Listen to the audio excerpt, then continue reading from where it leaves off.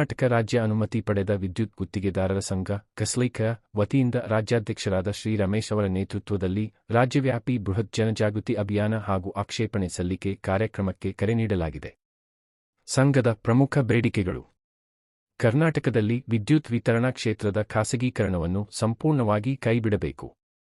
ಬೆಸ್ಕಾಂ, ಹೆಸ್ಕಾಂ, ಮೆಸ್ಕಾಂ, ಜೆಸ್ಕಾಂ ಹಾಗೂ ಸಿಎಸ್ಸಿ ಸೇರಿದಂತೆ ಎಲ್ಲ ಎಸ್ಕಾಂಗಳನ್ನು ಮತ್ತಷ್ಟು ಬಲಪಡಿಸಬೇಕು. 31 ಜಿಲ್ಲೆ, 231 ತಾಲೂಕು, 60 ಉಪಸಮಿತಿಗಳು, ಸುಮಾರು 30 ಲಕ್ಷಕ್ಕೂ ಅಧಿಕ ನೆಟ್ವರ್ಕ್ ಅನ್ನು ಹೊಂದಿರುವಂತ ಸಂಸ್ಥೆ ಅಂತ ಹೇಳ್ತಾ ಇದೀವಿ. ಸರ್ಕಾರಕ್ಕೂ ಅದೇ ಗೊತ್ತಿರೋದು.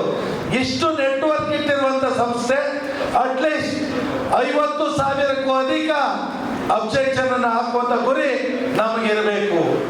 ಆಗ ಮಾತ್ರ ಈ ಸಂಘಟನೆ ನಮ್ಮ ಹೋರಾಟಕ್ಕೆ ಪ್ರತಿಫಲ ಸಿಗ್ತದೆ. ಇವತ್ತು CR ಬಂದು ನಮ್ಮ ಗುತ್ತಿಗೆದಾರ ಅಸ್ತಿತ್ವ, ಖಾಸಗೀಕರಣ ಬಂದು ಗುತ್ತಿಗೆದಾರರು, ಗ್ರಾಹಕರು, ವಿದ್ಯುತ್ ಕಂಪನಿಯ ಎಲ್ಲ ಸಿಬ್ಬಂದಿ ವರ್ಗ ಅಸ್ತಿತ್ವಕ್ಕೂ ಕೂಡ ಗೊತ್ತಾಗುತ್ತೆ. ಆದರೆ ನಾವು ಇದನ್ನು ಬರೀ ನಾವು ಗುತ್ತಿಗೆದಾರರಾಗಿ ನಾವು ಹೋರಾಟ ಮಾಡ್ತೀವಿ ಅಂತ ಹೋದರೆ ಲೀಗಲ್ ಆಗಿ ಯಾವುದೂ ಇಲ್ಲ. ನಾನು ಅವರು ಟಾಟಾ ಪವರ್ನವ್ರು ಕೊಟ್ಟಿರೋ ಬಿಸ್ನೆಸ್ ಪ್ಲಾನ್ನ ಸ್ಟಡಿ ಮಾಡಿದೆ. ಅವ್ರು ನಮ್ಮ ಇಂಡಿಯನ್ ಎಲೆಕ್ಟ್ರಿಸಿಟಿ ಆಕ್ಟ್ ಸೆಕ್ಷನ್ 14ನಲ್ಲಿ ಏನು ಅವ್ರ ಲೂಪ್ ಹೋಲ್ಸ್ ಇದೆ ಅದನ್ನ ಇಟ್ಕೊಂಡು ಕರೆಕ್ಟಾಗಿ ಫೈಲ್ ಮಾಡೋರು KRCಗೆ. ಯಾವುದೇ ಕಾರಣಕ್ಕೂ ಅವ್ರನ್ನ ಲೀಗಲಾಗಿ ಚಾಲೆಂಜ್ ಮಾಡೋಕ್ಕಾಗಲ್ಲ, ಆ ಥರ ಫೈಲ್ ಮಾಡಿ ಇಟ್ಟಿದ್ದಾರೆ. ಇದು ನೀವು ಸಲ್ಲಿಸ್ತೀನಿ ಅಂತ ಒಂದು ಮಾಡ್ತಿರೋ ಆ ಮೆಮೊರಮ್ ಲಾಸ್ಟ್ ಟೈಮ್ ಕಳಿಸಾಗ ಇವತ್ತು ಕೂಡ ನೀವು ಕಳಿಸಿದ್ರೆ ನಾವು ಅಲ್ಲಿಯ ತಾಲೂಕು ಸಮಿತಿ ಮತ್ತೆ ಜಿಲ್ಲಾ ಸಮಿತಿ, ಕನ್ನಡ ಪರ ಸಂಘಟನೆ ಇರ್ಬೋದು, ದಲಿತ ಪರ ಸಂಘಟನೆ ಇರ್ಬೋದು, ಅವರ ಲೆಟರ್ನಲ್ಲೂ ಕೂಡ ಸೇಮ್ ಮ್ಯಾಟರ್ನ ಹಾಕಿ ಒಂದಷ್ಟು ಜನ ಗ್ರಾಹಕರ ಹತ್ರ ಸಿಗ್ನೇಚರ್ ಹಾಕಿ ನಿಮಗೆ ಕೊಡಿಸುವಂತ ಕೆಲಸವನ್ನು ಕೂಡ ನಾವು ಪ್ರಾಮಾಣಿಕವಾಗಿ ನಿಮ್ ಜೊತೆ ಕೈ ಜೋಡಿಸ್ತೀವಿ ಅಂತ ಹೇಳ್ತಾ, ಹಾಗೆ ನೀವು ಏನೇ ಮಾಡ್ಬೇಕಾದ್ರೂ ಇವತ್ತು ಹಣ ನಾವು ಸಂಘಟನೆಯಲ್ಲಿ ಹೋರಾಟದಲ್ಲಿ ನಾವು ಅವ್ರಿಗೆ ಏನು ಇವತ್ತು KRCಯಲ್ಲಿ ಒಂದು ಅಬ್ಜೆಕ್ಷನ್ ಅನ್ನು ಖಾಲಿ ಮಾಡಿದ್ದಾರೆ. ಟಾಟಾ ಕಂಪ್ನಿಯವರಿಗೆ 19 ಜಿಲ್ಲೆಗಳನ್ನು ಖಾಸಗೀಕರಣ ಕೊಡುವ ಒಂದು ಉದ್ದೇಶವನ್ನು ಇಟ್ಟು ಅಬ್ಜೆಕ್ಷನ್ ಕಾಲ್ ಮಾಡಿದ್ದಾರೆ.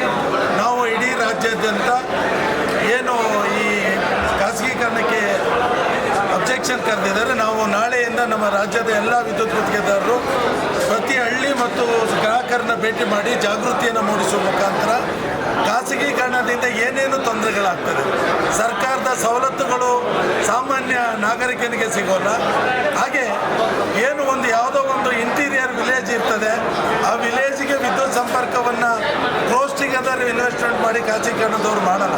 ಅವ್ರಿಗೆ ಎಲ್ಲಿ ಲಾಭ ಇರ್ತದೆ ಅಲ್ಲಿ ಅಭಿವೃದ್ಧಿಯನ್ನು ಮಾಡ್ತಾರೆ. ಇದು ವಿದ್ಯುತ್ ಅನ್ನೋದು ಸಮಾನ ಹಕ್ಕು, ಪ್ರತಿಯೊಬ್ಬ ಪ್ರಜೆ ಹಕ್ಕು. ಆದ್ದರಿಂದ ಖಾಸಗೀಕರಣ ಮಾಡೋದ್ರಿಂದ ತೊಂದರೆ ಆಗ್ತದೆ.